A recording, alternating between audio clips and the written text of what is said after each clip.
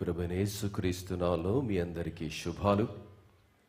Happy Christmas to all of you.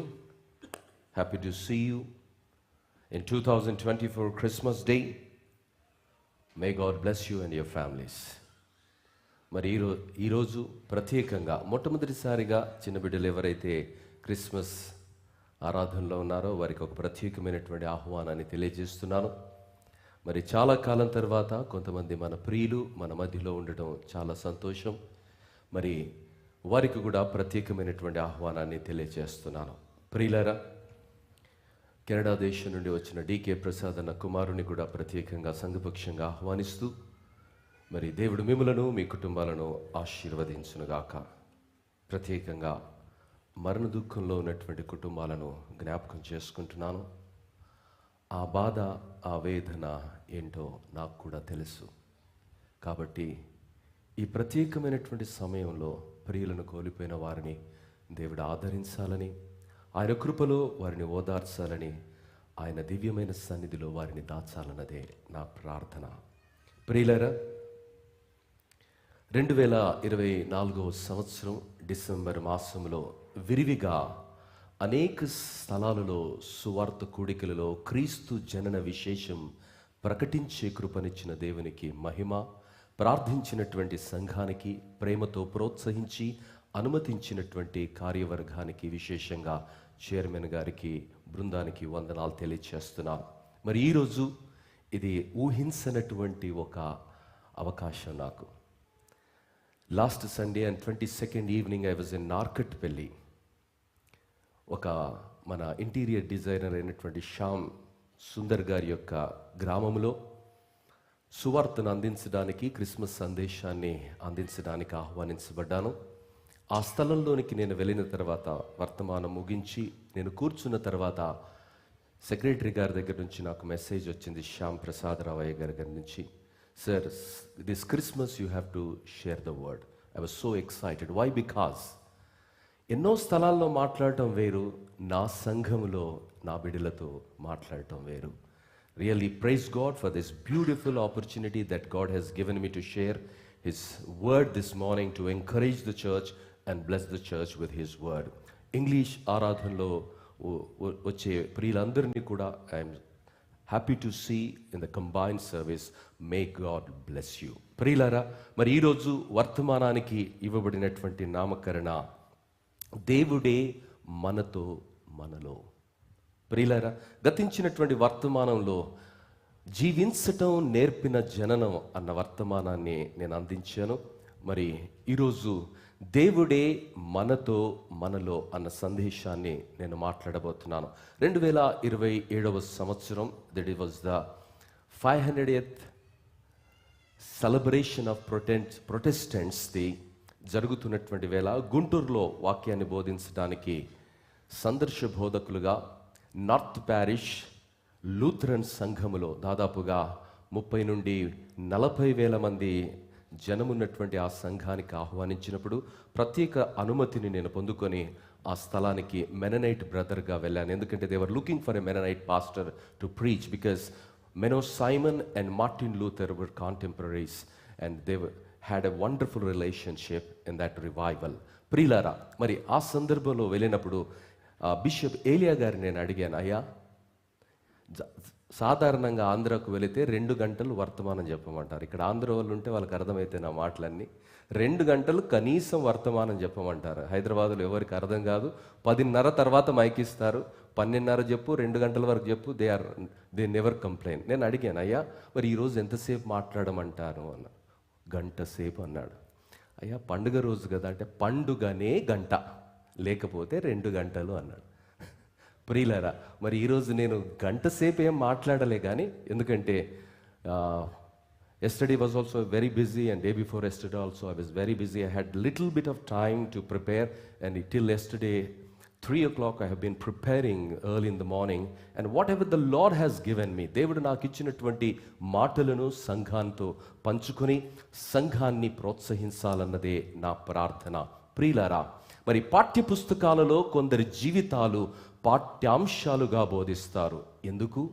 వారందరూ మనకు బంధువులా, నిలవైన వారా? మరి ఎందుకు వారి జీవితాలను మరి పాఠ్యాంశాలలో పాఠ్యపుస్తకాలలో పాఠ్యాంశాలుగా బోధిస్తారంటే వారో స్ఫూర్తి, వారో స్పందన, వారో ఆదర్శం. లక్ష్యం చేరటంలో వారు చూపిన తెగువ, క్రమశిక్షణ, అంకితభావం ఈ జీవన ప్రయాణంలో ఎంతో ఉపకరిస్తుంది అన్న ఆశయంతో పాఠ్యాంశాలుగా పాఠ్యపుస్తకాలలో కొన్ని జీవితాలను లిఖించటం జరుగుతుంది. ప్రియులారా, మరి యేసు జననం మాట ఏంటి? యేసు జననం మాట ఏంటి? చరిత్రలో రోమీయులు వచ్చారు, చరిత్రలో మెస్పటోనియులు వచ్చారు, గ్రీకులు వచ్చారు, మాదీయులు వచ్చారు, మొఘలులు వచ్చారు. ఇలా అనేకమైనటువంటి శక్తివంతమైనటువంటి రాజ్యాలు చరిత్రను, మానవ సమాజాలను గడగడలాడించాయి, రక్తపాతాన్ని సృష్టించాయి, విలయ తాండవం చేశాయి. నియంతలుగా శాసించినటువంటి ఎవరు కూడా కాలాన్ని రెండుగా విభజించలేదు. కానీ ఎక్కడో మారుమూలత్వ గ్రామములో పుట్టినటువంటి ఈ వ్యక్తి మరి కాలాన్ని రెండుగా విభజించాడు. ఎప్పుడైనా ఆలోచించావా? ప్రియులారా, మరి చరిత్రలో అనేకులు కాలగర్భంలో కలిసిపోయారు. వారు ఏం చేశారో, ఎలా బ్రతికారో అనేకుల గురించి కనీసము కూడా మనకు తెలియనటువంటి పరిస్థితి. కానీ ఎక్కడో 2000 సంవత్సరాల పూర్వము ఒక కుగ్రామంలో జన్మించినటువంటి ఈ యేసు జన్మము ఎందుకు ఇంత ప్రాచుర్యాన్ని పొందుకున్నది? ఈ యేసు జన్మము ఎందుకని కాలాన్ని రెండుగా విభజించింది? ఈ కారణ జన్ముడు, ఆయన జన్మలో ఉన్నటువంటి కారణం, ఆయన జన్మ నీకు నాకు ఇస్తున్నటువంటి సందేశం ఏనాడైనా నీవు ఆలోచించావా అన్నది ప్రశ్న. యేసు జన్మం కేవలం ఒకరోజు సందడి చేయడానికి, సంబరం చేయడానికి, ఆర్భాటం ఇవ్వడానికి కాదమ్మా. యేసు జన్మం ఈ జీవితాన్ని మార్చడానికి అన్నది నీవు గుర్తిస్తున్నావా? నా జీవితాలు, నమ్మిన వారి జీవితాలు నిత్యమైన వెలుగుగా మార్చుటకు యేసు ప్రభు ఈ లోకంలోనికి వచ్చాడు. 42 తరాల ఎదురు చూపును ఆయన పటాపంచలు చేస్తూ ఆయన వాగ్దాన చేయబడినటువంటి రక్షకుడిగా ఈ భూలోకానికి వచ్చాడు. భూతకాలాన్ని, వర్తమాన కాలాన్ని, భవిష్యత్ కాలాన్ని ఏకకాలములో చూడగలుగుతున్నటువంటి వాడు, మరి మహాకాశములు పట్టజాలన్నటువంటి వాడు, అల్ఫా ఒమేగా అయినటువంటి దేవుడు, ఆది అంతము లేనటువంటి వాడు, అనితర సాధ్యమైనటువంటి మహాశక్తిమంతుడైనటువంటి దేవుడు ఈరోజు నీ కొరకు, నా కొరకు ఈ లోకములో ఎందుకు పుట్టాడంటే ఒక్కరోజు సంబరం చేసుకోవడానికి కాదు, ఒక్కరోజు పిండి వంటలు తినడానికి కాదు, ఒక్కరోజు ఏదో హడావుడి చేయడానికి కాదు, కానీ నీతో నిరంతరము ప్రయాణించే ఒక వ్యక్తిగా, ఒక శక్తిగా, ఒక దేవుని కుమారునిగా నీ జీవితాన్ని ప్రభావితం చేయడానికి వెలిసిన ఘట్టమే క్రిస్మస్. తరతరాల వెతుకులాటకు చరమగీతం పలికిన దినం ఈ క్రిస్మస్. చరిత్ర ఘట్టం తరతరాలను మార్చడానికి యేసు ఈ లోకంలోనికి పుట్టాడు. దేవుని బిడ్డ, ఈరోజు నువ్వు గమనిస్తున్నావా? యేసు నీతో నాతో ఉన్న ఆ శక్తిని, ఆ తేజాన్ని, ఆ సారాన్ని మరి నీవు గమనించగలుగుతున్నావా? ప్రతిరోజు ఆ క్రీస్తు ప్రపంచానికి కనిపించాలి. ప్రతిరోజు ఆ స్వార్థ ప్రపంచంలో నా ద్వారా వినిపించబడాలి. ప్రతిరోజు నీవు నేను క్రీస్తు ప్రతినిధులుగా ఈ లోకంలో బ్రతికించడానికి యేసు ప్రభు ఈ లోకానికి వచ్చాడు. ఒక్కరోజు సంబరం కాదు ప్రియులారా. ఆ సత్యాన్ని ఎవరైతే ఈ లోకములో గుర్తిస్తారో వారి జీవితాలు శాశ్వతంగా నిత్యత్వంలోనికి మార్చబడతాయి. యేసు ప్రభు తన మాటల్లో తాను పలికిన మాట ఏమిటంటే, నేను లోకానికి వెలుగైయున్నాను. ఆ వెలుగైన వాడు నీ జీవితమును వెలిగించుటకు, నీలో ఉండి నిన్ను తన పోలికలో మార్చుటకు ఈ లోకానికి వచ్చాడు. అదే క్రిస్మస్ సందేశం. Have you been transformed into the likeness of Jesus Christ? Yesu స్వరూప్యంలోనికి నువ్వు మార్చబడ్డావా? యేసు యొక్క పోలిక నీలో కనిపిస్తుందా? యేసు క్షమ, యేసు ప్రేమ, యేసు తత్వం నీలో కనిపిస్తుందా? ప్రియులారా, ఈరోజు ప్రపంచమంతా ఆయనని ప్రేమామయునిగా, కరుణామయునిగా, దయామయునిగా ఆరాధిస్తుండగా, మరి ఈరోజు ఆ కరుణామయుని యొక్క కరుణ నీ జీవితంలో కనిపిస్తుందా? ఆ కరుణామయుణ్ణి అనుకరిస్తున్నాను, ఆ దయామయుణ్ణి అనుకరిస్తున్నానని చెబుతున్న మన జీవితాలలో అది కనిపిస్తుందా అన్నదే శుతిమెత్తగా దేవుడు మనందరి హృదయ వాకిటిలో ఉంచినటువంటి ఒక ప్రశ్న. మరి ఈ క్రిస్మస్ ఒక రోజో ఒక నెలనో కాదు, కానీ నిరంతరము 365 రోజులు మనము బ్రతికినంత కాలము ఈ లోకములో అనేకులకు మన జీవితాలను ఆశీర్వాదంగా ఉంచడానికి దేవుడు ఇచ్చినటువంటి ఒక అద్భుతమైనటువంటి కానుక అన్నది గమనిస్తున్నావా? రజనీ గిడియోను గారు మొట్టమొదటి లేఖన భాగాన్ని మనకు చదివి వినిపించారు. అది ప్రవచన భాగము. యెషయా గ్రంథము 7వ అధ్యాయము 14వ వచనంలో గమనిస్తే, యెషయా ప్రవక్త ద్వారా దాదాపుగా 700 సంవత్సరాలకు పూర్వమే దేవుడు వాగ్దానము చేసినటువంటి ఆ రక్షకుని, తన కుమారుడైనటువంటి యేసును ఇమ్మానుయేలుగా ఈ లోకంలోనికి పంపించబోతున్నాడు. యేసు ప్రభు పుట్టుక మునుపు పలకబడినటువంటి మాట ఏమిటి అంటే, మరి మత్తయి సువార్త 1వ అధ్యాయము 22-23 వచనాలను ఏఎల్ ప్రకాష్ ప్రాపర్టీ ఇన్ఛార్జ్ గారు చదివి వినిపించారు. ఆ ప్రవచన నెరవేర్పును అక్కడ దేవుడు ప్రస్తావిస్తున్నాడు. ప్రియులారా, దేవుడు వాగ్దానము చేశాడు, ఆ వాగ్దానాన్ని దేవుడు నెరవేరుస్తున్నాడు. ఈరోజు ఆ వాగ్దాన నెరవేర్పును ఒక దూత ప్రకటిస్తుందని బీసీసీ న్యూస్ కాదు, సిఎన్ఎన్ న్యూస్ కాదు, మరి ఇంకేటో న్యూస్ కాదు. ఆ న్యూస్లో కూడా పొరపాట్లు జరిగే ఆస్కారం ఉన్నది. కానీ దేవుని దూత ఒక సమాచారాన్ని ప్రకటిస్తుంది, ఒక సందేశాన్ని తెలుపుతున్నది, ఒక శుభకరమైనటువంటి ఆనవాలను అది మనకు చూపిస్తున్నది. అది ఏమిటి అంటే, ప్రవక్త అయినటువంటి యెషయా ద్వారా దేవుడు ప్రవచించినటువంటి మాటలను అక్షరార్థంగా వాటి కాలము పరిపూర్ణమైనప్పుడు నెరవేర్చబడుతున్నాయన్నది సత్యాన్ని లోకమంతా చాటిస్తున్నది దేవుని దూత. దేవుని బిడ్డ, యేసు 2000 సంవత్సరాల క్రితం ఈ లోకంలోనికి వచ్చాడన్నది చరిత్ర సత్యమైతే, నీ జీవితంలో ఆయన వెలిశాడా అన్నది నీ ముందు ఉంచబడినటువంటి ఒక ప్రశ్న. దేవుని దూత ఏమని ప్రకటిస్తున్నది? లూకా సువార్త 2వ అధ్యాయము 10వ వచనంలో మనం గమనిస్తే, దేవుని దూత పలుకుతున్నటువంటి మాట ఏమిటంటే, భయపడకుడి, భయపడకుడి. ప్రియులారా, అయితే ఆ దూత భయపడకుడి, ఇదిగో ప్రజలందరికీ కలగబోవు మహా సంతోషకరమైన సువర్తమానము నేను మీకు తెలియజేయుచున్నాను. ఈరోజు మహా సంతోషకరమైన శుభవర్తమానము. ఆ శుభవర్తమానము ఏమిటి అంటే, మహాకాశములు పట్టజాలని దేవుడు, పరిశుద్ధుడైనటువంటి దేవుడు, ఆత్మరూపి అయినటువంటి దేవుడు, అల్ఫా ఒమేగా అయినటువంటి దేవుడు, మరి ఈ వాగ్దానాలను నెరవేరుస్తూ సశరీరుడుగా ఈ లోకములోనికి ఆయన పుట్టాడు. ఆ శుభవర్తమానం ఏమిటంటే, నీవు నేను భయములో నుండి, బానిసత్వములో నుండి, సంఖ్యలలో నుండి, కన్నీళ్లలో నుండి విడిపించి ఆయన సంతోషకరమైనటువంటి ఆ రక్షణానందాన్ని కలిగి అనేకులను వెలిగిస్తూ అంధకార లోకములో వెలుగు తారలుగా, ధృవ తారలుగా వెలగాలని వెలిగించాలన్నది ఆ మాటలలో ఉన్నటువంటి సారాంశము. ప్రియులారా, ఆ రోజు దేవుడు అదే వార్తను మరి ఆయన ప్రకటించాడు. ఆ వార్త ఏమిటంటే, ఇమ్మానుయేలుగా దేవుడు మన తోడై ఉన్నాడు. ప్రియులారా, భయపడకుడి, దేవుడు ఇమ్మానుయేలుగా ఆయన మీ తోడై ఉన్నాడు. ప్రియులారా, దేవుని సంఘానికి అంటే ఎంబీబేతెల్ సంఘానికి దేవుడిచ్చినటువంటి వాగ్దానము ఆదికాండము 26వ అధ్యాయము 3వ వచనం 2వ భాగం ఎంతమందికి జ్ఞాపకం ఉందో? మొన్న తమ్ముడు రవి నాతో ప్రస్తావించాడు ఆ మాట. ప్రియులారా, నేను మీకు తోడయుండి నిన్ను ఆశీర్వదించెదను. దేవుడు తోడయుండి మన జీవితాలను ఆశీర్వదిస్తాడమ్మా. దేవుడు తోడయుండి మన జీవితాలను సంపూర్ణ స్థితిలోనికి నడిపిస్తాడు. దేవుడు తోడయుండి మన జీవితాలను ఒక అద్భుతంగా మారుస్తాడు. దేవుడు తోడయుండి మన జీవితాలను ఒక ఆశ్చర్యంగా మారుస్తాడు. దేవుడు తోడయుండి మన జీవితాలను ఒక ప్రేరణగా మారుస్తాడు. దేవుడు తోడయుండి మన జీవితాలను కాలము చెరపలేని మధుర జ్ఞాపకాలుగా ఆయన మారుస్తాడు. దేవుని తోడులో ఉన్నటువంటి శక్తిని, ప్రభావాన్ని నీవు గుర్తించావా? మోషేతో దేవుడు అంటున్నాడు, నీవు వెళ్ళు, ఆడ సముద్రమున్నది, ముందుకు వెళ్ళు అంటే దేవుడు సేవకుడైనటువంటి మోషే పలుకుతున్నటువంటి మాట ఏమిటంటే, నీవు నాతో వస్తే తప్ప నేను వెళ్ళను ప్రభా. ఈరోజు దేవుడి తోడులో ఉన్నటువంటి ఆశీర్వాదం, దేవుని యొక్క సన్నిధిలో ఉన్నటువంటి ఆశీర్వాదం, దేవుడు మనలో ఉంటే కలిగే అద్భుతాలను ఏనాడైనా ఊహించగలమా? దేవుని బిడ్డ, 2024వ సంవత్సరంలో గొప్ప స్ఫూర్తితో మనం ప్రారంభించాం.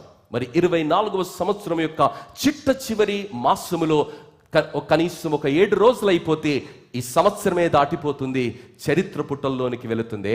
24వ సంవత్సరం ప్రారంభించినప్పుడు మరి అనేకమైనటువంటి ఉద్దేశాలతో, అనేకమైనటువంటి మరి నియమాలతో, కట్టుబాట్లతో ఇది అది జరగాలన్నటువంటి ఆశతో, వాంఛతో నువ్వు ప్రారంభించావు. కానీ మరి ఎన్నో వాగ్దానాలను ఇచ్చాడు కదా దేవుడు. 2024వ సంవత్సరంలో తోడుంటానని, నడిపిస్తానని, ఆశీర్వదిస్తానని, కన్నీరు తుడుస్తానని, నిరుత్సాహాలను ఉత్సాహంగా మారుస్తానని, మరి వేదనలో నీకు, ఆవేదనలో నీకు స్ఫూర్తినిస్తాడని అనేకంగా కలలు కన్నావు కదా.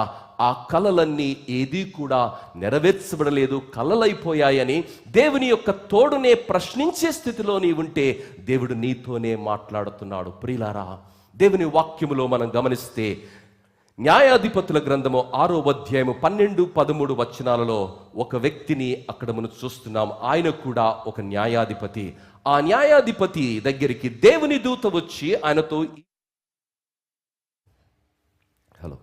దేవుని దూత వచ్చి ఆయనతో ఈ విధముగా మాట్లాడుతున్నది. ఏమని మాట్లాడుతున్నదంటే, దేవుని దూత గిద్యోనుతో పలుకుతున్నటువంటి మాట, యెహోవా దూత అతనికి కనబడి, పరాక్రమము గల బలాఢ్యుడా, యెహోవా నీకు తోడై ఉన్నాడని అతనితో అనగా. ప్రియులారా, దేవుడు నీకు తోడై ఉన్నాడని చెబితే ఉత్సాహంతో గంతులు వేయడానికి, ఉత్సాహంతో సందడి చేయడానికి, ఆ దేవుడు నాతో ఉన్నాడు, ఈ లోకమంతా నాకు వ్యతిరేకమైన, లోకమంతా నాకు మరి ఖిలాఫ్గా నిలబడిన దేవుడు నాతో ఉంటే నా జీవితం ఒక ప్రేరణగా, ఒక విజయంగా, ఒక సందడిగా, ఒక సంబరంగా మారుతుంది అన్నది ఆయన గ్రహించలేక ఆయన ఏం మాట్లాడుతున్నాడో తెలుసా? దేవుడే గనుక తోడై ఉంటే ఇదంతా ఎందుకు జరుగుతుంది? అమ్మా, నీవు కూడా అలానే ప్రశ్నిస్తున్నావా? 2024వ సంవత్సరంలో ఇదంతా ఎందుకు జరిగిందండి? నా కుటుంబంలో ఎందుకు జరిగింది? నా బిడ్డల జీవితంలో ఎందుకు జరిగింది? నా సంఘంలో ఎందుకు జరిగింది? నా దేశంలో ఎందుకు జరిగింది? నా వ్యక్తిగత జీవితంలో ఎందుకు జరిగింది? దేవుడే గనుక తోడై ఉంటే ఇది ఎందుకు జరుగుతుంది? దేవుని బిడ్డ, ఆ రోజు గిద్యోను మాట్లాడుతున్నటువంటి మాట ఏమిటంటే, గిద్యోను చిత్తము నా ఏలినవాడా, యెహోవా మాకు తోడై ఉండిన ఎడల ఇదంతయు మాకేలా సంభవించెను? యెహోవా ఐగుప్తులో నుండి మమ్ము రప్పించనని చెబుతూ మా పితరులు మాకు వివరించిన ఆయన అద్భుత కార్యములన్నీ ఏమాయను? యెహోవా మమ్మను విడిచిపెట్టి మిద్యానీయుల చేతికి మమ్మను అప్పగించనని అతనితో చెప్పాను.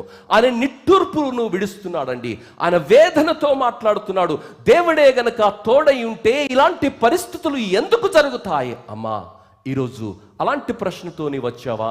సందడి కనిపిస్తున్నది కానీ హృదయంలో చెప్పనలవి కానటువంటి చీకటి, చెప్పనలవి కానటువంటి నిరాశ, చెప్పనలవి కానటువంటి బాధ, వేదన, ఎవరితో కూడా పంచుకోలేనటువంటి స్థితిలో ఒంటరిగా గిద్యోనులా నీవు ఆలోచిస్తుంటే, 2000 సంవత్సరాల క్రితము నీతో వసించడానికి, నీలో వసించడానికి, నీ జీవితాన్ని ఒక సంబరంగా మార్చడానికి దేవుడు సంకల్పించాడని దేవుని సేవకునిగా మరొకసారి జ్ఞాపకం చేస్తున్నాను. గిద్యోను దగ్గరికి దేవుడు తన దూతను పంపించి ఈ మాటలు మాట్లాడుతున్నాడు. పరాక్రమము కలిగినటువంటి బలాఢ్యుడా అని మాట్లాడితే ఆయన నిట్టూర్పుతో మాట్లాడుతున్నాడు, నిరసించి మాట్లాడుతున్నాడు, వేదనతో మాట్లాడుతున్నాడు. దేవుడే మాకు తోడై ఉంటే ఇలాంటి కార్యాలు ఎందుకు జరగక? తోడై ఉంటే నా జీవితంలో నేను ఎందుకు ఫెయిల్ అయిన తాను?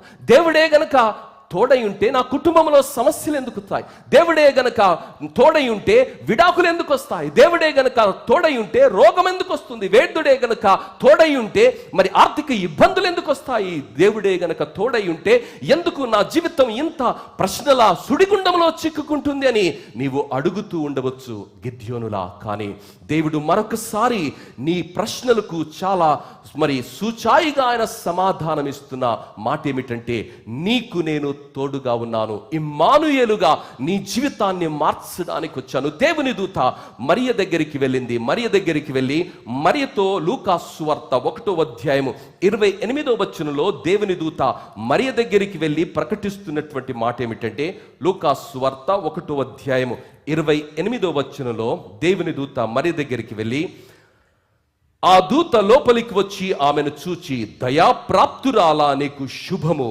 ప్రభువు నీకు తోడై ఉన్నాడని చెప్పెను. ఆ మాటకు బహుగా తొందరపడి, ప్రియులారా, దేవుడు తోడై ఉన్నాడమ్మా నీతో అని దేవదూత మరియమ్మతో మాట్లాడుతుంటే, ఆ యవన బిడ్డ తొందరపడిపోతుంది. ప్రియులారా, ఈరోజు నీవు తొందరపడిపోతున్నావా? అయ్యో, దేవుడే నా తోడై ఉంటే ఇవన్నీ ఎందుకు జరుగుతాయండి, దేవుడే గనక నన్ను నడిపిస్తే ఇవెందుకు జరుగుతాయని మదన పడుతున్నావా? ప్రియులారా, దేవుడు మన జీవితాలలో తోడై ఉండి మనల్ని విడిచిపెట్టక ఆశీర్వదించే దేవుడన్న వాస్తవాన్ని ఈ ఉదయకాలము మనం నేర్చుకోబోతున్నాం. దేవుడు మనల్ని ఆశీర్వదించడానికి వచ్చాడు, మన జీవితాలను ఒక పండుగగా మార్చడానికి వచ్చాడు. లోకములో చాలా మందికి పండుగలు ఉన్నాయండి. ఈ పండుగలో ఉన్నటువంటి ప్రత్యేకత ఏమిటంటే నీవే ఒక పండుగగా మార్చబడబోతున్నావు. నీవే ఒక ఆశీర్వాదంగా ఈ లోకములో విరబుయ్యబోతున్నావు. నీ జీవితమే ఒక సంభరంగా మార్చడానికి, నీ స్థితిని, నీ పరిస్థితిని యేసుక్రీస్తు రాకమునుపు, యేసుక్రీస్తు వచ్చిన తర్వాత నీ జీవితం ఎంత ప్రస్ఫుటంగా ఆశీర్వదించబడిందో అన్నది లోకము చూసే విధంగా దేవుడు నీ ఎడల సంకల్పాన్ని కలిగి ఉన్నాడు. ప్రియులారా, ఆ విషయము మరి గిద్యోనుకు అర్థం కాలే, ఆ విషయము మరియమ్మకు అర్థం కాలే, తొందరపడిపోయింది. న్యాయాధిపతుల గ్రంథములో 13వ అధ్యాయం 22వ వచనంలో మనం గమనిస్తే, మరొక న్యాయాధిపతి యొక్క తల్లిదండ్రులతో దేవదూత కలిసి మాట్లాడుతున్నప్పుడు ఆ మనోహ మాట్లాడుతున్నటువంటి మాట ఏమిటంటే, అయ్యో, దేవుని దూతను మనం చూసాము, మనం చనిపోతాం. ఆ భార్య పలుకుతుంది, చనిపోవటమే గనక జరగవలసి ఉంటే దేవుని దూత మనతో ఈ మాటలను ఎందుకు వినిపిస్తుంది? ఎంత చక్కని జ్ఞానవంతురాలమ్మా ఆమె. ప్రియులారా, కొంతమంది ఎలా ఉంటారంటే అగ్నికి ఆజ్యం పోస్తారనమాట. కానీ ఈ భార్య భర్తకు ఎంత చక్కని ఆలోచన బోధిస్తుందంటే, చనిపోవలసినటువంటి పరిస్థితి గనక ఏర్పడితే దేవుడు ఆ దూతను మనకి ఎందుకు చూయిస్తాడండి? 22వ వచనం, ఆయన యెహోవా దూత అని మనోహ తెలుసుకుని, మనము దేవుని చూచితిమి గనుక మనము నిశ్చయముగా చనిపోదుమని తన భార్యతో అనగా, అతని భార్య, యెహోవా మనల్ని చంపగోరిన ఎడల ఆయన దహన బలి నైవేద్యమును మన చేత అంగీకరింపడు, ఈ సంగతులన్నిటినీ మనకు చూపడు. ప్రియులారా, ఎంత చక్కని ఆలోచన. ఈరోజు దేవుడు నీతో ఈ మాటలు వినిపిస్తున్నాడు. నిన్ను అవమానపరచడానికి కాదు. 2024వ సంవత్సరంలో వాగ్దానం వచ్చింది, ఆ వాగ్దానం నెరవేర్చబడలేదు. ఇంకెంతకాలం నిరీక్షించాలి, ఇంకెంతకాలం ఓపిక పట్టాలి, ఇంకెంతకాలం ఈ అవమానము, ఈ నిరీక్షణ, నేను చాలా చాలా ఉక్కిరిబిక్కిరి అయిపోతున్నానండి, అవమానం భరించలేకపోతున్నానండి, నా జీవితం భారభరితంగా ఉన్నదని ప్రశ్నిస్తూ జీవితాన్ని నడుతుంటే దేవుడు జ్ఞాపకం చేస్తున్నాడు. గిద్దోను కూడా అలా ప్రశ్నించాడు, మరియమ్మ కూడా అలా ప్రశ్నించింది, మనోహ కూడా అలా ప్రశ్నించాడు. ప్రియులారా, ఈరోజు నువ్వు కూడా ప్రశ్నిస్తున్నావా? దేవుడు నిన్ను ప్రోత్సహించడానికి ఈ మాటలు వినిపిస్తున్నాడు. ఆయన ఇమ్మానుయేలు దేవుడుగా నీతో ఉండి, నీలో ఉండి నిన్ను ఆశీర్వదించడానికి ఈ లోకానికి వచ్చాడన్న సత్యాన్ని విశ్వాసిగా, దేవుని బిడ్డగా, దేవుని కుమారునిగా నీకున్నటువంటి అధికారాన్ని నీవు గుర్తించగలగడమే ఆ క్రిస్మస్ ఆనందం అన్నది. గుర్తించగలుగుతున్నావా? ఆ రోజు భయపడే మోషేతో దేవుడు పలుకుతున్నటువంటి మాట ఏమిటంటే, నిర్గమకాండము 3వ అధ్యాయము 12వ వచనంలో, నిశ్చయముగా నేను నీకు తోడయుందును. దేవుడు మోషే భయపడిపోతున్నాడయ్యా, అయ్యా నువ్వు నాతో రానట్లయితే నేను ముందుకు వెళ్ళను స్వామి, ఆ భయంకరమైనటువంటి ఫరో రాజును ఎదుర్కోవడం నా వల్ల కాదండి, ఆ శత్రువును చూస్తే నేను గడగడలాడిపోతున్నాను, ఆ భయంకరమైనటువంటి పరిస్థితిలోనికి, ఘట్టములోనికి ఒంటరిగా నేను వెళ్ళలేను స్వామి, నీ వస్తే తప్ప నేను వెళ్ళలేను అని ఆయన పలుకుతుంటే, నిర్గమకాండము 3వ అధ్యాయము 12వ వచనంలో దేవుడు పలుకుతున్నటువంటి మాట ఏమిటంటే, నిశ్చయముగా నేను నీకు తోడయ్యుందును. ప్రియులారా, ఈరోజు దేవుడు జ్ఞాపకం చేస్తున్నాడు. 2024వ సంవత్సరంలో ఏ పరిస్థితుల గుండా నీ వెళ్ళావో తెలియదు, నీ పరిస్థితులు ఏంటో నాకు తెలియదు, నీ పోరాటాలు ఏంటో నాకు తెలియదు, కానీ ఆ పోరాటాలలో నిన్ను బలపరిచే దేవుడు, ఆ పోరాటాలలో నిన్ను స్థిరపరిచే దేవుడు, ఆ పోరాటాలలో నీ నామాన్ని ఘనమైన నామంగా స్థిరపరిచే దేవుడు ఈ మాటలు పిలిపిస్తున్నాడు. ఆ రోజు ఆ గొప్ప నాయకుడు, యుద్ధ విద్యలలో ఆరితేలినటువంటి ఒక శూరుడైనటువంటి వ్యక్తి భయపడిపోతున్నాడు, పరాక్రమశాలి అయినటువంటి వాడు నిట్టూర్పులో ఉన్నాడు. మరి కన్య, పవిత్రమైనటువంటి జీవితాన్ని జీవించినటువంటి మరియమ్మ, మరి ఆమె ఆలోచనలో పడిపోయింది. మనోహ, మరి సంసోను యొక్క తండ్రి గారైనటువంటి మనోహ ఆయనకు అర్థం కానటువంటి పరిస్థితిలో ఉన్నాడు. ప్రియులారా, మోషే ఆ రోజు భయపడుతూ ఉన్నాడు, అయ్యా నీవు నాతో వస్తే తప్ప నేను వెళ్ళా. ఆ భయాన్ని, అర్థం చేసుకున్న దేవుడు, నిశ్చయముగా నేను నీకు తోడయుందును. ఆ రోజు కొరింథీలో ఉన్న సంఘముతో పౌలు దూత మాట్లాడుతూ చెలవిచ్చినటువంటి మాట ఏమిటంటే, అపోస్తుల కార్యము 18వ అధ్యాయము 9-10 వచనాల్లో మనం గమనిస్తే, అపోస్తుల కార్యము 18వ అధ్యాయములో దేవుని దూత ఆ రాత్రి వేళ దర్శనమందు ప్రభువు, నీవు భయపడక మాట్లాడము, మౌనముగా ఉండకుము, నేను నీకు తోడయ్యున్నాను, నీకు హాని చేయుటకు నీ మీదికి ఎవడునూ రాడు, ఈ పట్టణములో నాకు బహు జనమున్నదని పౌలుతో చెప్పగా, ఆ రోజు భయములో ఉన్నటువంటి పౌలును దేవుడు భరోసానిస్తున్నాడు. పరిశుద్ధుడైనటువంటి దేవుడు ఒక భరోసానిస్తున్నాడు. దేవుని బిడ్డ, ఈరోజు నీ జీవితం ఎలా ఉందో నాకు తెలియదు, నీ పోరాటాలేంటో తెలియదు. ఈరోజు సంబరంగా, పండుగగా, కోలాహలంగా హ్యాపీ క్రిస్మస్ అని మనం మాట్లాడుతున్నాం, కానీ తెలియని భయాలు మన హృదయంలో వాసం చేస్తున్నాయి. తెలియనటువంటి అయోమయం మన కుటుంబాలలో రాజ్యం వెళుతుంది. మన జీవితాలను అది ప్రభావితం చేస్తుంది. మన ముఖములో ఆ నిట్టూర్పు కనిపిస్తుంది. మన జీవితాలలో దాని ప్రభావం కనిపిస్తున్నది. మన ఆరోగ్యం పైన దాని దుష్ప్రభావం కనిపిస్తున్నదే. దేవుడు నీకు జ్ఞాపకం చేస్తున్నాడు. ఆ రోజు నా సేవకుడైనటువంటి మోషే కూడా భయపడ్డాడు. నా సేవకుడు, నేను ఏర్పరచుకున్నటువంటి ఘనమైన పాత్ర పౌలు కూడా భయపడుతున్నాడు. ఆ రోజు పరాక్రమశాలి అయినటువంటి గిద్యోను నిట్టూర్పులో ఉన్నాడు. యేసు ప్రభువుకు తల్లి అయినటువంటి మరియ కూడా ఈ శుభవచనము ఏమిటి అని అయోమయములో ఉన్నది. వారందరికీ ఆయన సత్యాన్ని నేర్పించి వారి జీవితాలను చరిత్రలో నిలిచే జీవితాలుగా మార్చాడు. ఈరోజు ఆ సత్యాన్ని దేవుడు నీకు కూడా నేర్పించబోతున్నాడు. ప్రియులారా, అపోస్తులుడైనటువంటి పౌలు పలికినట్టుగా భయపడుతున్నటువంటి వేళ దేవుని దూతను పంపి దేవుడు బలపరిచాడు. యేసు ప్రభు ఈ లోకాన్ని విడిచి వెళుతూ షాప్ ఇండియా వారిచే పర్యావరణ అనుకూలిత పునర్వినియోగ 4 జతల పుస్తకములు మీకు అందచేస్తున్నారు. తెలుగు, హిందీ, గణితము, ఆంగ్ల వర్ణమాల మరియు ఉచితముగా ఒక కలము మీకు లభిస్తుంది. ఆయన సంఘానికి అంటే మనకు ఇచ్చినటువంటి ఒక వాగ్దానం ఏమిటంటే, మత్తయి సువార్త 28వ అధ్యాయము 20వ వచనములో దేవుడు పలుకుతున్నటువంటి మాట, యుగ సమాప్తి వరకు సదాకాలము మీతో కూడా ఉన్నాను. ప్రియులారా, ఈరోజు దేవుడు నీతో ఉన్నాడమ్మా. లోకంలో నీతో ఎవరు ఉన్నా లేకపోయినా, స్నేహితులు మారిపోవచ్చు, బంధువులు మారిపోవచ్చు, నా అనుకున్న వాళ్ళు మారిపోవచ్చు, పక్షాలు మార్పు చెందవచ్చు, నీ ఒంటరిగా కుములుతూ ఉండవచ్చు, కానీ దేవుడు జ్ఞాపకం చేస్తున్నాడు, నేను నీతో ఉంటాను, యుగ సమాప్తి వరకు ఉంటాను, సదాకాలము నేను నీతో ఉంటాను. సదాకాలము నీతో ఉండడానికి, నీలో ఉండడానికి, నీ చిరునామను మార్చడానికి, నీ స్థితిగతులను మార్చడానికి, నీ విలువను పెంచడానికి నేను ఈ లోకానికి వచ్చాను. నా విలువను నేను ఎందుకు తగ్గించుకున్నాను? మహిమను ఎందుకు నేను విడిచిపెట్టాను? దాసుని రూపాన్ని ఎందుకు ధరించుకున్నాను? ఎందుకని రిక్తునిగా ఈ లోకానికి వచ్చానో తెలుసా? నీకు విలువ ఇవ్వడానికి, నీతో వసించడానికి, తండ్రితో సమానమైనటువంటి, దేవునితో సమానమైనటువంటి భాగ్యాన్ని, ఎందుకు వీడకూడనటువంటి భాగ్యాన్ని కూడా విడిచిపెట్టి దాసునిగా, దీనునిగా, రిక్తునిగా ఈ లోకంలో నేను జీవించాను. అవమానాలను ఎందుకు భరించానో తెలుసా?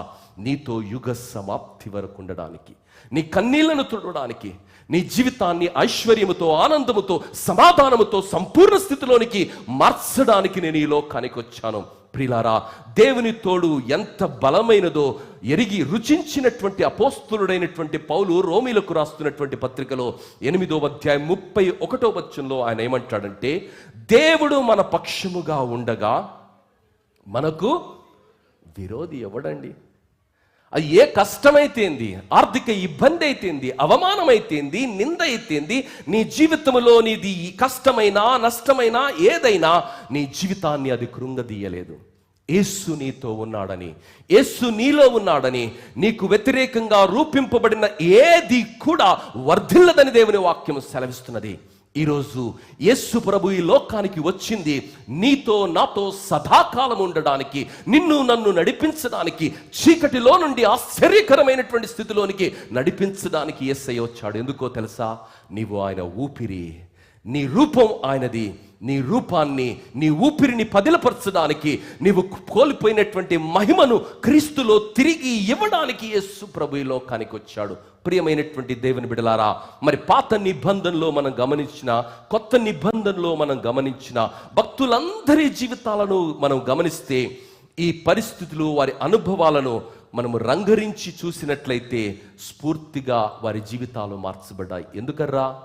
అబ్రహాము, ఇస్సాకు, యాకోబు, యోసేపు, దావీదు, పౌలు కొత్త నిబంధనలో, పేతురు, అలా 12 మంది శిష్యులు, వారందరి జీవితాలను మనం గమనిస్తే దేవుడు వారికి తోడుగా ఉన్నాడు.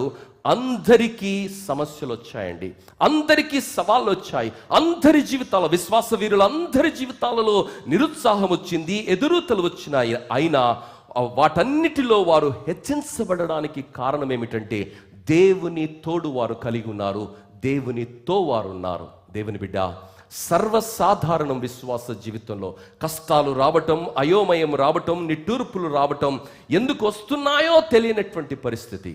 ఈరోజు నేను దేవునిలో ఎలా ఉన్నానండి, ఎలా తెలుస్తుంది అన్నటువంటి ప్రశ్న సహజంగానే మనకు ఉత్పన్నమవుతుంది. ప్రియులారా, దేవునితో ఉన్నటువంటి అబ్రహాముకు సమస్యలు వచ్చాయి, ఇస్సాకుకు సమస్యలు వచ్చాయి, యాకోబుకు సమస్యలు వచ్చాయి, మరి యోసేపుకు సమస్యలు వచ్చాయి, భక్తులందరికీ సమస్యలు వచ్చాయి. దేవుడు తోడుగా ఉన్నప్పటికీ సమస్యలు వచ్చాయి. ఈరోజు నీ జీవితంలో సమస్యలను చూసి దేవుడు నా చెంత లేడండి అని అనుకుంటున్నావా? 2000 సంవత్సరాల క్రితము మహిమను విడిచి దేవుడు నీ కొరకు దాసునిగా పుట్టాడు. తన వాగ్దానము చేసిన ఆదరణకర్తను నీకు నాకు సంచికరువుగా దేవుడిచ్చాడు. మన స్థితులను, మన పరిస్థితులను, మన బలహీనతలను అర్థం చేసుకునే దేవుడు, బలపరిచి నడిపించే దేవుడు, నిన్ను త్రోసివేనటువంటి దేవుడు ఈ మాటలు వినిపిస్తున్నాడు. నీకు నాకు తీర్పును తీర్చడానికి యేసు ప్రభు రాలేదు.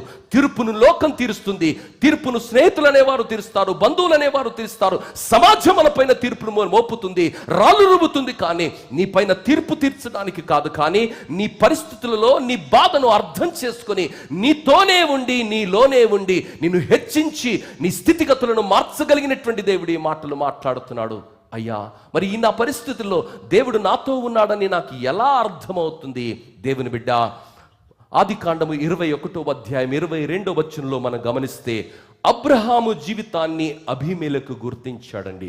అబ్రహామును చూసినటువంటి అబీమెలెకు అబ్రహాముతో పలుకుతున్నటువంటి మాట ఏమిటంటే, ఆదికాండం 21వ అధ్యాయం 22వ వచనంలో, నీవు చేయు పనులన్నిటిలో దేవుడు నీకు తోడై ఉన్నాడు.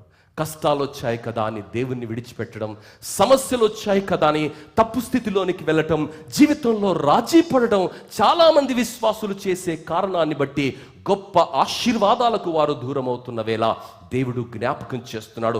అబ్రహాము జీవితాన్ని దేవుడు మనకు చూపిస్తున్నాడు. ఆయనకు దేవుడు తోడుగా ఉన్నాడు కాబట్టి అబ్రహాము జీవితాన్ని దేవుడు గొప్పగా ఆశీర్వదించాడు. దేవుని బిడ్డ, ఈ క్రిస్మస్ దినాన దేవుడు నీకు జ్ఞాపకం చేస్తున్నాడు. నీ జీవితాన్ని దేవుడు గొప్పగా ఆశీర్వదిస్తాడు.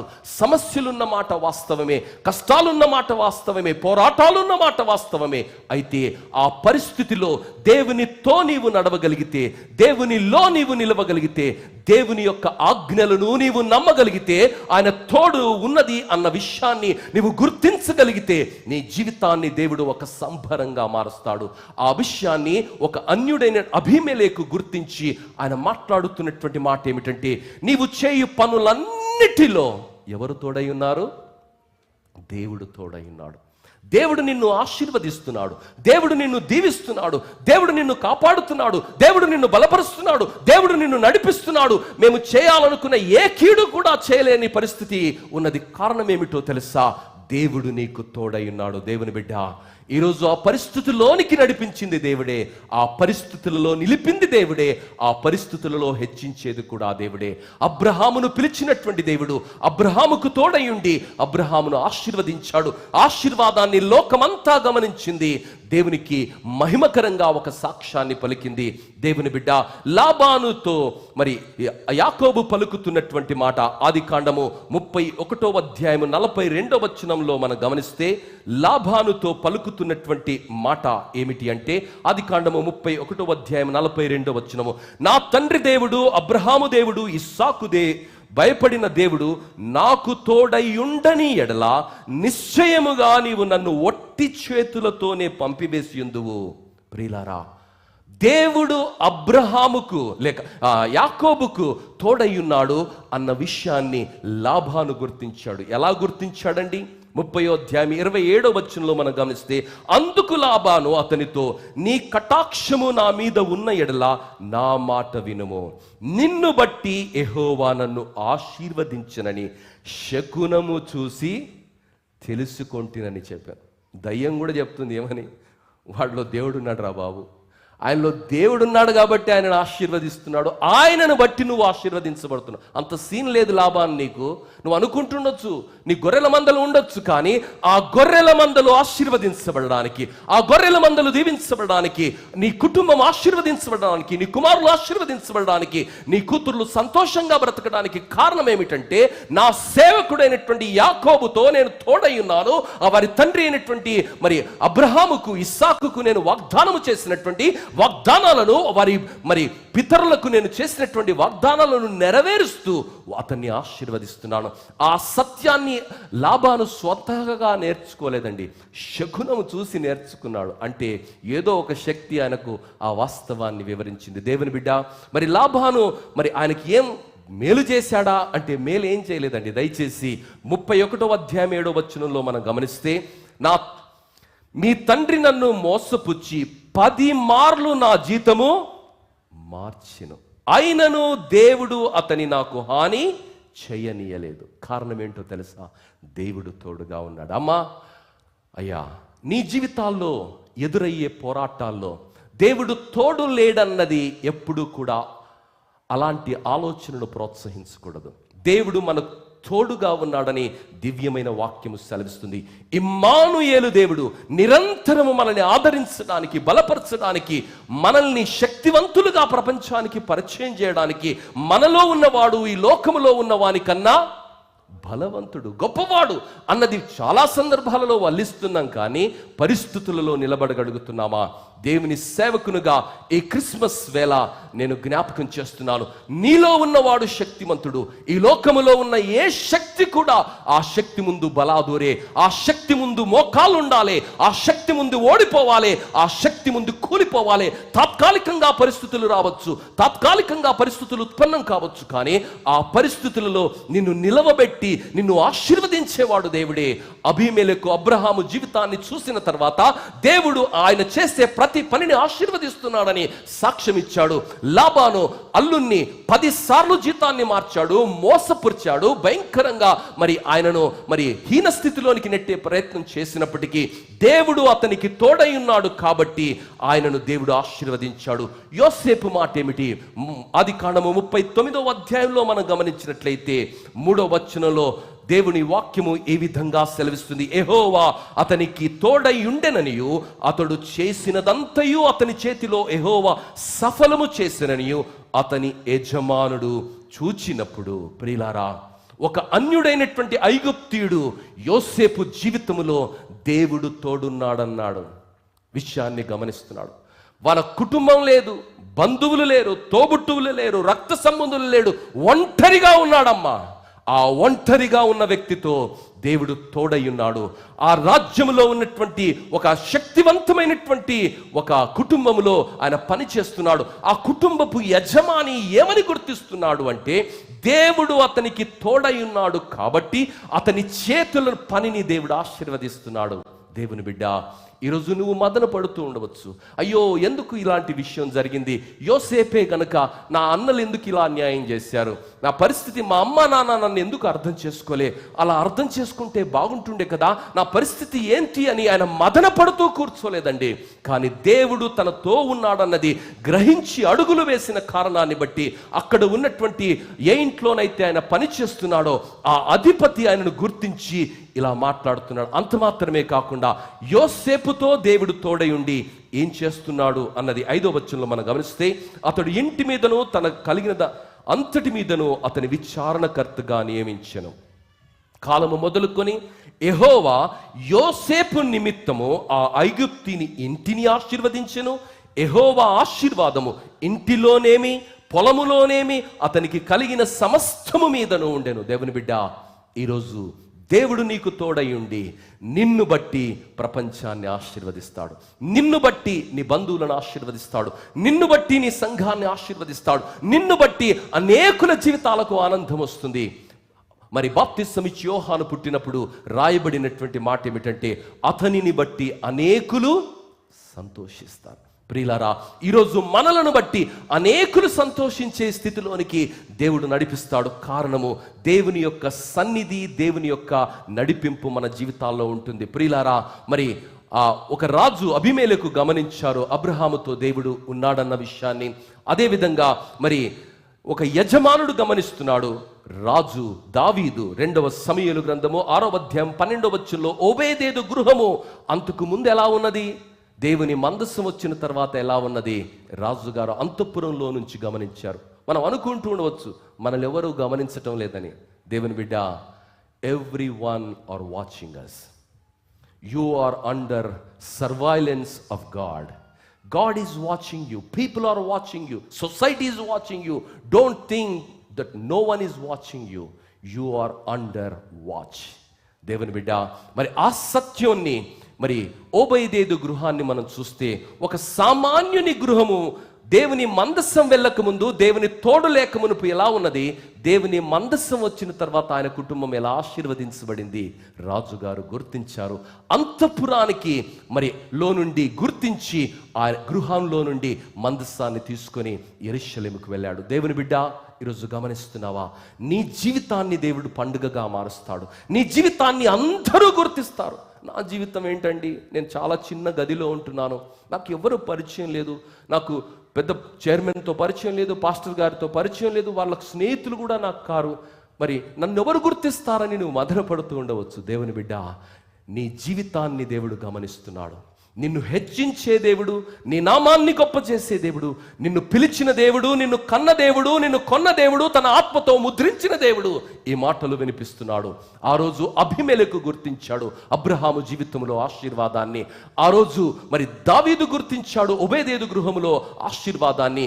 యోసేపును బట్టి ఆయన ఆశీర్వదించబడటము ఐగుప్తుడైనటువంటి యజమానుడు గుర్తించాడు. లాబాను యాకోబును బట్టి, యాకోబు దేవునితో ఉన్నాడని, దేవుడు ఆయనలో ఉన్నాడన్న వాస్తవాన్ని గుర్తించిన కారణాన్ని బట్టి ఆయన దేవుని మహిమపరిచాడు. దేవుని బిడ్డ, ఈరోజు నా జీవితాన్ని మనుషులు, రాజులు, వ్యవస్థలు మాత్రమే కాదు, కానీ మన ఆత్మల శత్రువైనటువంటి సాతానుడు కూడా గుర్తిస్తున్నాడు.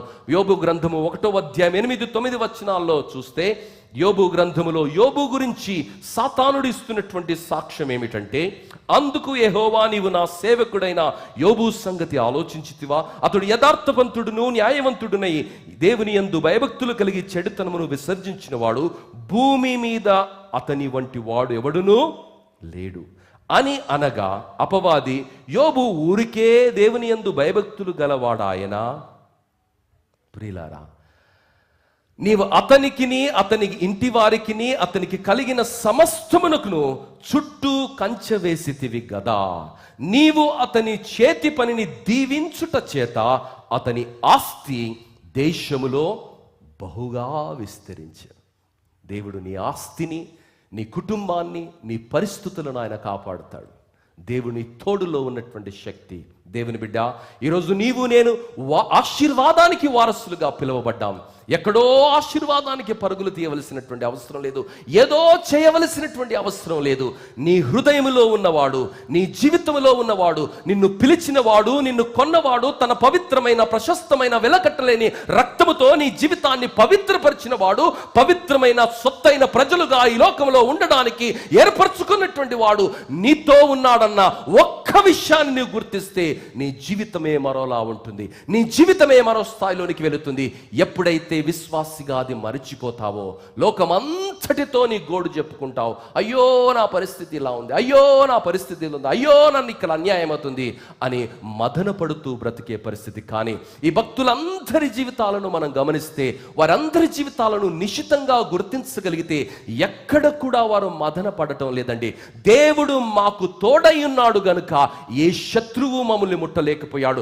దేవుడు మా చుట్టూ కంచె వేశాడు కాబట్టి ఏ అపాయమో మా దరిని చేరలేదు. దేవుడు మాతో ఉన్నాడు కాబట్టి మా జీవితాలు ఆశీర్వదించబడటం అంతఃపురంలో నుండి రాజులు చూస్తున్నారు. మా జీవితాలలో ఆశీర్వదించబడము మమ్మల్ని అసహించుకుంటున్నటువంటి వారు చూస్తున్నారు. మా జీవితాలు కాపాడబడము, మా జీవితాలు దీవించబడము లోకమంతా కూడా చూస్తున్నదని వారు సాక్ష్యంగా ఆ సమాజాలలో నిలిచాడు.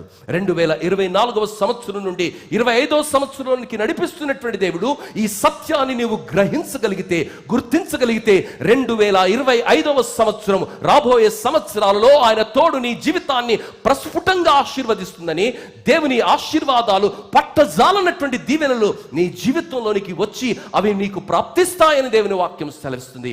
నమ్మగలుగుతున్నావా? దేవుడు తన సేవకుడైన మోషేతో అంటున్నాడు, ముందుకు వెళ్ళంటే మోషే అంటున్నాడు, నీవు నాతో రానట్లయితే నేను ముందుకు వెళ్ళా. దేవుని బిడ్డ, ఈరోజు వారు చాలా విషయాల గురించి మనం ఆలోచన చేస్తున్నాం. కానీ దేవుడు మనతో ఉంటే అద్భుతాలు జరుగుతాయి. దేవుడు తోడై ఉంటే అద్భుతాలు జరుగుతాయి. అది నాణ్యానికి ఒకవైపు మాత్రమే. రెండవ వైపు ఏమిటి అంటే, విశ్వాస యాత్రలో సమస్యలు వస్తాయి. అయినా దేవుడు తోడుగా ఉంటే ఆ సమస్యలు తానే దేవుడే పరిష్కరిస్తాడు. అధైర్యం వద్దు. ఆ సమస్యనే నీ జీవితానికి ఒక సౌధంగా మార్చుతాడు ఆ దేవుడు తోడై ఉంటే. శారా తన జీవితంలో ఒక పొరపాటు చేసింది. దేవుడు తోడై ఉన్నటువంటి అబ్రహాము భార్య ఆమె. కానీ తొందరపాటులో ఒక నిర్ణయంలో ఒక సమస్యకు ఆమె మూల కారణమైపోయింది. కానీ ఆ సమస్య ఆమె సృష్టించినప్పటికీ, ఆ సమస్యను బట్టి మరి ఈ కుమారుల మధ్య వైరం ఏర్పడినప్పటికీ దేవుడే ఆ సమస్యను తోడై ఉన్నాడు కాబట్టి ఆయన తీర్చాడు. ప్రియులారా, విశ్వాసులుగా మన జీవితాల్లో కూడా పొరపాట్లు జరుగుతాయి. కొన్ని సందర్భాల్లో తెలిసి పొరపాట్లు జరుగుతాయి, కొన్ని సందర్భాలలో ఉద్దేశపూర్వకంగా జరుగుతాయి, కొన్ని సందర్భాలలో మనము అనాలోచితంగా కొన్ని నిర్ణయాలు తీసుకున్న కారణాన్ని బట్టి, దేవుని సత్యాన్ని గ్రహించని కారణాన్ని బట్టి భయంకరమైన పొరపాట్లు జరిగే ఆస్కారం ఉంది. అయినా క్షమించే దేవుడు, సరిచేసే దేవుడు, ఎప్పుడూ కూడా నిందించనటువంటి దేవుడు. శారా చేసినటువంటి ఆ పొరపాటును బట్టి దేవుడు ఆమెను నిందించలేదు, కానీ ఇష్మాయేలును కూడా దేవుడు ఆశీర్వదించాడు. కారణము అబ్రహాము యొక్క కుమారుడని ఇష్మాయేలును కూడా దేవుడు ఆశీర్వదించాడు. ఇష్మాయేలును కూడా గొప్ప జనాంగంగా దేవుడు ఆశీర్వదించాడు. కారణం ఏమిటంటే అబ్రహాముతో దేవుడు చేసినటువంటి వాగ్దానము. దేవుని బిడ్డ, నా జీవితాలలో దేవుడు జ్ఞాపకం చేస్తున్నాడు. 2023, 22, 21 పాత కాలంలో జరిగిన ముచ్చట్లన్నీ చెప్పి అందును బట్టి ఇది అయింది, అందును బట్టి ఇదయింది అని ఎంతకాలం గతించినటువంటి జ్ఞాపకాల్లోనే బతుకుదాం. దేవుడు అంటున్నాడు, నీ జీవితాన్ని ఒక సంభరంగా మారుస్తాను, నీ జీవితాన్ని ఒక సౌధంగా మారుస్తాను. ఎప్పుడంటే నా మాటను విని నా మార్గములో నా తోడుతో నీవు నడవగలిగితే జీవితాన్ని ఆశీర్వదిస్తాను. అబ్రహాము జీవితంలో పొరపాటు జరిగింది. కారణం ఏమిటంటే దేవుడు తోడై ఉన్నాడు. దేవుని వాగ్దానం ఆయనకు పదే పదే చెప్పబడుతున్నప్పటికీ ఆయన కొన్ని నిర్ణయాలను బట్టి సమస్య ఉత్పన్నమైంది. కానీ ఆ సమస్యను దేవుడే తీర్చేశాడు. ప్రియులారా, దేవుని కుమారులు, ఆయన కుమారుడైనటువంటి ఇస్సాకు జీవితంలో పరీక్ష ఏర్పడింది. దేవుడు కుమారుని ఇచ్చాడు 100 సంవత్సరాలు. ఆ కుమారుని తిరిగి మళ్ళీ ఇవ్వమంటున్నాడు దేవుడు. ఆ పరీక్ష ఎందుకు ఇచ్చాడో తెలుసా?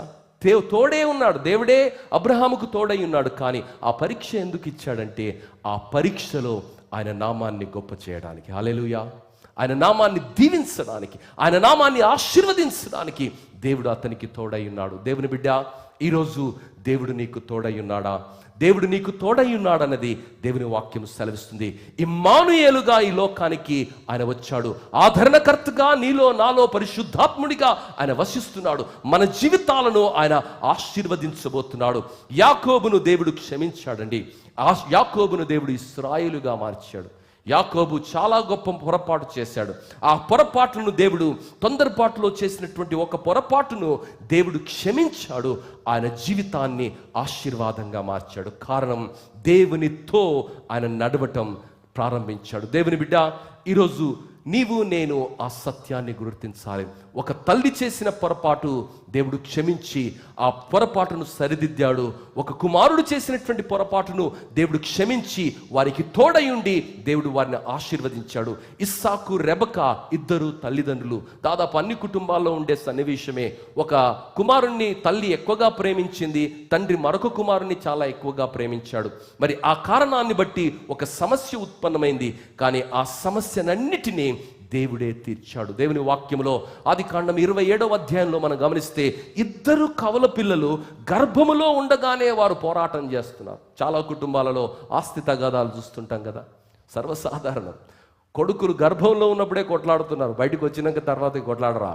ప్రియులారా, అలాంటి పరిస్థితిని కూడా దేవుడు రూపుమాపాడు. అలాంటి పరిస్థితిలో కూడా దేవుడు తోడై ఉండి క్షమించి వారి జీవితాలను ఆశీర్వాదంగా మార్చాడు. కారణము, నేను మీకు తోడై ఉండి నేను మిమ్మల్ని ఆశీర్వదిస్తాడు. దేవుని బిడ్డ, దేవునితో నడిచినటువంటి వేళ అన్నదమ్ములు కూడా సమస్యలుగా మార్చబడ్డారు. యోసేపు దేవునితో నడుస్తున్నాడు. దేవునితో నడుస్తుంటే అన్నదమ్ములు కూడా సమస్యగా వారు మార్చబడ్డారు. అతని సహోదరులు అతని పైన అసూయ. నీవు దేవునితో నడుస్తుంటే సమస్యలు వస్తాయి. అందరికీ నువ్వు వ్యతిరేకం కావచ్చు, కానీ దేవుడు ఈరోజు వాగ్దానం చేస్తున్నాడు, నేను నీకు తోడయున్నాను, నేను నిన్ను ఆశీర్వదిస్తాను. దేవుని బిడ్డ, దేవుడు ప్రతి సమస్యను తీర్చేవాడు, ప్రతి కష్టాన్ని తీర్చేవాడు, ప్రతి కన్నీళ్లను అర్థం చేసుకునేవాడు. ఆయన ఇమ్మానుయేలుగా ఈ లోకానికి వచ్చాడు.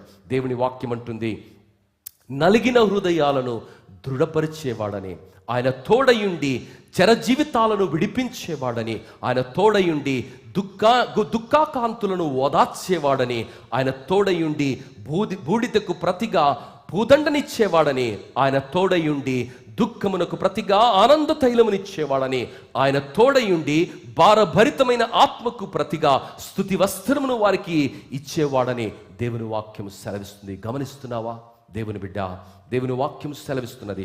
రోమిలకు రాసిన పత్రిక 8వ అధ్యాయం 32వ వచనంలో ఏమని సెలవిస్తుందంటే, తన సొంత కుమారుణ్ణి నీ కొరకు నా కొరకు ఆ సిలువ మరణానికి ఇవ్వడానికి వెనక తీయనటువంటి ఆ దేవుడు ఆయనతో పాటు సమస్తాన్ని నీకిస్తాడు. నమ్ముతున్నావా?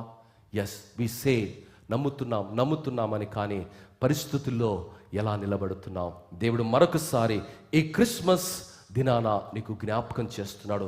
నీకు ఒకరోజు పండుగ కాదు, నీ జీవితమే ఒక పండుగగా మారుస్తాను. నీ జీవితమే ఒక ప్రేరణగా మారుస్తాను. నీ జీవితాన్నే ఒక సంబరంగా మారుస్తాను. నీ జీవితాన్నే ఒక ఆశీర్వాదంగా మారుస్తాను. ఆ రోజు యాకోబు జీవితాన్ని నేను మార్చాను.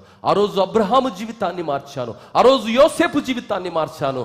ఆ రోజు నేను రూతు జీవితాన్ని మార్చాను. దేవుని బిడ్డ, ఈరోజు నీ జీవితాన్ని మార్చడానికి దేవుడు ఆశపడుతున్నాడు. నీ జీవితాన్ని మరొక స్థాయిలోనికి నడిపించడానికి దేవుడు ఆశపడుతున్నాడు.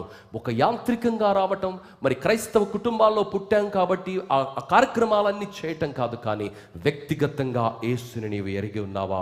యేసు నీ జీవితంలో ఉదయించాడా? యేసు మార్గంలో నీవు నడుస్తున్నావా? ఆయన తోడు నీవు కలిగి ఉన్నావా? దేవుని బిడ్డ, దేవుని తోడు మన జీవితాలలో ఉంటే ఆశీర్వాదం, ఆనందం, సంపూర్ణ స్థితి నిరంతరము మనం కలిగి ఉంటాం. మన చుట్టూ ఉన్న వ్యక్తులు, సంస్థలు, రాజులు, ప్రభువులు ఆ సత్యాన్ని గుర్తిస్తారు. ప్రియులారా, నిన్నటి దినాన had been to former health minister and finance minister Harish Rao గారి దగ్గర నేను నిలబడ్డప్పుడు he said, I have heard your messages twice అన్నాడు. I was surprised to know that.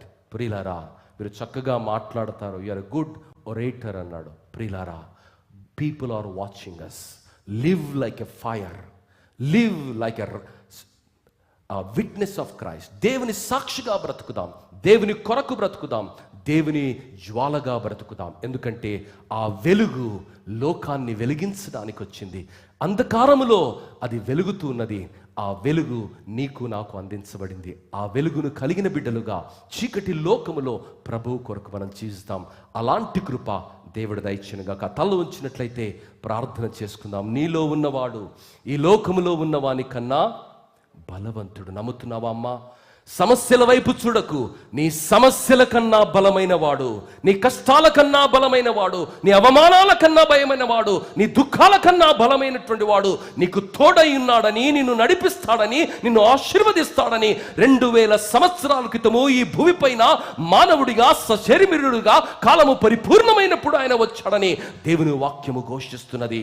దేవుడు నీకు తోడై ఉంటే ఈ సమస్యలు ఎందుకు వస్తాయి? దేవుడు మాకు తోడై ఉంటే ఈ అవమానాలు ఎందుకు వస్తాయి? దేవుడు తోడై ఉన్న వారి జీవితాలలో అద్భుతాలు జరిగాయని సాక్ష్యాలు వింటున్నాం, కానీ నా జీవితంలో ఏమీ జరగటం లేదు, ఎందుకు ఈ స్థితి అని గిద్యోనులా నీవు మాట్లాడుతున్నావా? మరియలా నీవు వాపోతున్నావా? దేవుని వాక్యము మరొకసారి నీకు జ్ఞాపకం చేసింది. 42 తరాలు గతించినప్పటికీ వాగ్దానము చేసిన రక్షకుని కాలము పరిపూర్ణమైనప్పుడు ఆయన ఈ లోకములోనికి ఎందుకు పంపించాడంటే మన జీవితాలను ఆశీర్వాదంతో నింపడానికి, మన జీవితాలను చీకటిలో నుండి ఆశ్చర్యకరమైన తన వెలుగులోనికి నింపడానికి, మన జీవితాలలో అభివృద్ధినివ్వడానికి, ఆశీర్వాదాన్ని ఇవ్వడానికి, సంతోషాన్ని ఇవ్వడానికి, సమృద్ధిని ఇవ్వడానికి, ప్రస్ఫుటమైనటువంటి మార్పు ప్రపంచము చూసి ఆయన నామాన్ని మహిమపరిచే విధంగా, ఈ మానవీయులు దేవుని కీర్తించే విధంగా నీ జీవితం ఆశీర్వదించబడడానికి ఆయన అవకాశాలు ఇస్తుండగా గుర్తించి దేవుని స్తుతిస్తున్నావా లేక మదన పడిపోతున్నావా? తాత్కాలికమైనటువంటి ఘట్టాలే జీవితంలో, అనేకమైన తాత్కాలికమైన ఘట్టాల ద్వారా దేవుడు తోడై ఉన్న దేవుడు, ఆశీర్వదించే దేవుడు. యాకోబు జీవితంలో 20 సంవత్సరాలు, మరి యోసేపు జీవితంలో 13 సంవత్సరాలు, మోషే జీవితంలో 40 సంవత్సరాలు. మరి నీ జీవితంలో ఎంతకాలమో నాకు తెలియదు, కానీ నీ కష్టాలు సమసిపోతాయి, నీ కన్నీళ్లు ఆనంద బాష్పాలుగా మార్చబడతాయి. నీ బంధకాలలో నుండి దేవుడు విడిపిస్తాడు, నీ జీవితాన్ని అభివృద్ధి పదంలో నడిపిస్తాడు. నిన్ను చూసిన వారు, నీ గతాన్ని ఎరిగిన వారు, నీ వర్తమానాన్ని చూస్తున్న వారు నీ యొక్క భవిష్యత్తును చూసి ఇది నీకు దేవుడు తోడై ఉండి నిన్ను ఆశీర్వదించాడని ఆ రోజు మరియమ్మతో పలికిన మాటలను నీతో పలకబోతున్నారు. దేవుడు నీకు తోడై ఉండి నిన్ను ఆశీర్వదించాడని అబీమలేకు ఏ విధంగా పలికాడో, దావీదు మహారాజు అంతఃపురములో నుండి ఓబేదేదు గృహములో జరిగినటువంటి కార్యాన్ని చూసి దేవుని నామాన్ని ఏ విధంగా మహిమపరిచాడో, ఈరోజు నీ జీవితాన్ని బట్టి ఆ వెలుగును, ఆ రక్షణను ఉదయించినటువంటి ఆ క్రీస్తును, ఉదయించినటువంటి ఆ వెలుగును, ఆ ఇమ్మానుయేలు దేవుణ్ణి లోకమంతగా చూడడానికి, నీ జీవితాన్ని ఒక పండుగ మార్చడానికి దేవుడు నిన్ను పిలిచాడన్నది గుర్తిస్తున్నావా? దేవుని బిడ్డ, ఆ ప్రేమ కలిగిన దేవుని దగ్గరికి రా. ఈరోజు ఇంకా దేవుడు నీకు తెలియకపోతే, చరిత్ర చెబుతున్న సత్యం, వాక్యము నివేదిస్తున్న సత్యం నీ జీవితాన్ని వెలిగించడానికి, నీ జీవితాన్ని ఆశీర్వదించడానికి, నీ జీవితాన్ని ఆనందములో నింపడానికి యేసయ్య వచ్చాడు. నీకు తీర్పు తీర్చడానికి కాదు, నిన్ను దూషించడానికి కాదు, నీ పైన రాళ్ళు వేయడానికి కాదు, నిన్ను శిక్షించడానికి కాదు. నీ పరిస్థితి ఏదైనా కావచ్చు, దేవుడు క్షమిస్తాడు. సిలువ పైన దొంగను దేవుడు క్షమించాడు. పాపములో పట్టబడిన స్త్రీని దేవుడు క్షమించాడు. తప్పిపోయి ఆస్తిని పోగొట్టుకున్న కుమారుని నా హృదయంలోనికి రమ్మని నీదే ప్రార్థన చేయగలిగితే దయచేసి ఒక్క నిమిషం నీ హృదయంలో ఈ ప్రార్థన చేయి. దేవుడు నీ జీవితాన్ని పరిపూర్ణంగా మార్చేస్తాడు, శాశ్వతంగా మార్చేస్తాడు, నిత్యత్వం దాకా నడిపిస్తాడు. ఈరోజు నిన్ను దీవించడానికి యేసయ్య వచ్చాడు. నిత్యమైన ఆనందాన్ని ఇవ్వడానికి, మహా సంతోషకరమైనటువంటి సువార్త ఆయన నిన్ను దీవించడానికి వచ్చాడు, నిన్ను ఆశీర్వదించడానికి వచ్చాడు, నీ జీవితాన్ని సంబరంగా చేయడానికి వచ్చాడు. నీవు జరుగుతున్న పరిస్థితులను చూసి మదన పడుతున్నావు. అయ్యో, మనోహాకు ఒక చక్కని బలమైన కుమారుని ఇవ్వడానికి వస్తే మనోహాకు అర్థం కాలే, కానీ ఆ భార్య ఆయనకు బోధించింది జ్ఞానాన్ని. ఈరోజు దేవుని సేవకునిగా ఈ మాటలు నీకు వినిపిస్తున్నాను. నిన్ను ఆపగలిగిన శక్తి ప్రపంచంలో దేనికి లేదు. దేవుడు నిన్ను దీవించడానికి, ఇమ్మానుయేలుగా నీ జీవితాన్ని పండించడానికి, ఒక ఫలభరితంగా ఆశీర్వాదకరంగా మార్చడానికి వచ్చాడు. నమ్మి దేవుని స్తుతించి 2025వ సంవత్సరం ఫలభరితమైన సంవత్సరంగా, దీవెనకరమైన సంవత్సరముగా, ఆయన తోడై ఉండి దీవించే సంవత్సరంగా, దీవెనలు వరించే సంవత్సరంగా దేవుడు మలుచును గాక. పరలోకమందున్న మా మంచి తండ్రి, మీకు వందనాలు స్వామి. నీ కృపలో, నీ తోడులో ఉన్నటువంటి శక్తి ఏమిటో మేము గ్రహిస్తున్నాము స్వామి. నిజమే, క్రైస్తవ కుటుంబాల్లో పుట్టాము, క్రైస్తవ వాతావరణంలో పెంచబడుతున్నాం, కానీ అనేక సందర్భాలలో నీ తోడులో ఉన్నటువంటి శక్తి ఏమిటో గుర్తించలేనిటువంటి ఆత్మీయ అంధకారంలోనికి సాతానుడు మమ్మల్ని త్రోసివేస్తున్న వేళ ప్రభా, మరొకసారి నీ వాక్యములో, నీ సేవకుల జీవితాల ద్వారా మమ్మల్ని ప్రోత్సహించినందుకు మీకు వందనాలు.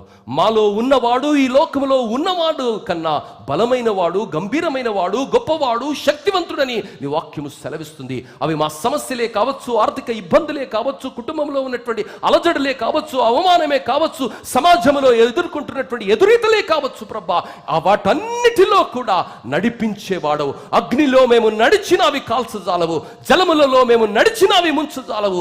ఏ పరిస్థితుల్లో మేము వెళ్ళినా వాటన్నిటిపైన మమ్మల్ని హెచ్చించడానికి మా చెయ్యి పట్టుకొని నడిపిస్తున్న దేవుడవు, మాలో ఉన్నవాడవు, మాతో ఉన్నవాడవని మరొకసారి మీరు మాకు జ్ఞాపకం చేశారు. ఇమ్మానుయేలు దేవుడుగా మీరు మాలో వసించారయ్యా. ఇమ్మానుయేలు దేవుడుగా పగలు మేఘస్తంభమై రాత్రి అగ్నిస్తంభమై నీ ప్రజలను ఏ విధంగా ఆశీర్వదించి నడిపించావో ఈరోజు మా జీవితాలను కూడా ఈ తరములో ఆశీర్వదించండి ప్రభా. ఎక్కడనైతే ప్రభా కన్నీరు కార్చామో, ఎక్కడనైతే అవమానించబడ్డామో, ఎక్కడనైతే తూలనాడబడ్డామో అదే స్థలములో నీవు హెచ్చించి ఆశీర్వదించే దేవుడవని లోకము చూసే విధంగా తగిన కాలమందు అద్భుతాలను జరిగిస్తావని నమ్మి మీకు వందనాలు చెల్లిస్తున్నాం ప్రభా. ఏ అన్నలైతే యోసేపును అవమానించారో ఆ అన్నల ఎదుటనే ఆ తమ్ముని నువ్వు ఆశీర్వదించావు. కారణము ఆ తమ్మునికి నీవు తోడై ఉన్నావు స్వామి. ఈరోజు మా జీవితాలలో కూడా నీవు తోడై ఉన్నావని, మా కుటుంబాలలో కూడా నీవు తోడై ఉన్నావని, మా సంఘముతో కూడా నీవు తోడై ఉన్నావని, మా పొల సమాజాలతో నీవు తోడై ఉన్నావని, మా కాన్ఫరెన్స్ తో నీవు తోడై ఉన్నావని ప్రపంచము చూసే విధంగా మా జీవితాలను గొప్పగా ఆశీర్వదించండి, ఫలభరితంగా ఆశీర్వదించండి, ప్రేమతో ఆశీర్వదించండి, క్రమముతో ఆశీర్వదించండి ప్రభా. ఆత్మీయమైనటువంటి స్థితిగతులలో ఆశీర్వదించండి. ఈ సంవత్సరం నుండి రాబోయే సంవత్సరాలు ఫలభరితంగా ఆశీర్వాదకరంగా ప్రపంచమే చూసి నీ నామాన్ని మహిమపరిచే విధంగా దీవించి ఆశీర్వదించి ఇమ్మానుయేలు దేవుడవుగా మమ్మల్ని నడిపించుమని, క్రిస్మస్ ఆనందము, సంతోషము, సమాధానము, నిజమైనటువంటి ఆశీర్వాదాల చేత నింపి నడిపించుమని యేసు నామములో అడిగి వేడుకుంటున్నాము తండ్రి.